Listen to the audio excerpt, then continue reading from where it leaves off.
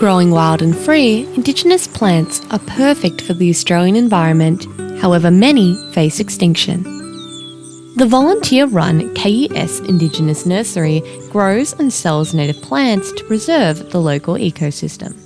Well, our goals are to ensure that local plants are continued to be used in Knox and to try and maintain the local biodiversity. The nursery supplies Knox Council with rare and endangered local plants for community projects. So there's about 95 plants on Knox's rare and threatened plant list, and it's our ambition to have or find as many of those as we possibly can, to propagate them up and then to be able to give them or sell them back to Knox City Council, who then plant them back in the reserves and try and ensure the survival of those species. The native plants are propagated from cuttings of species grown in the nursery and from around Knox.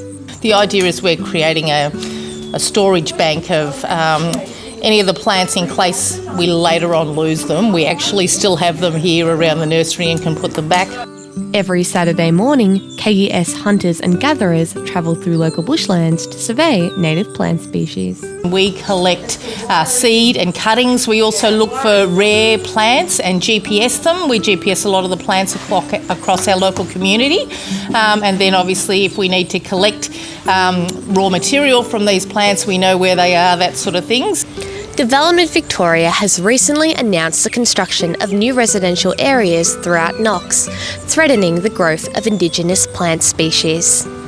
Development is our biggest threat because large-scale development, which is taking place in Knox currently and into the future, will completely change the face of Knox, open space, lack of species and so on. And so that's our biggest threat. To do the development, they usually clear the site.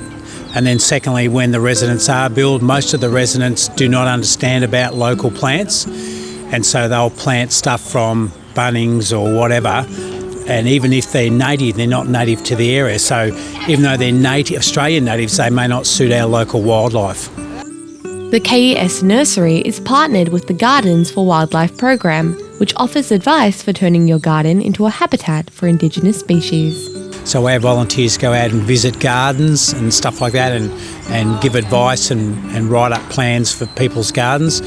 So it's a constant battle. Are we winning the war? I don't know, but we're doing our best. Breanna, Edebohls, Mojo News.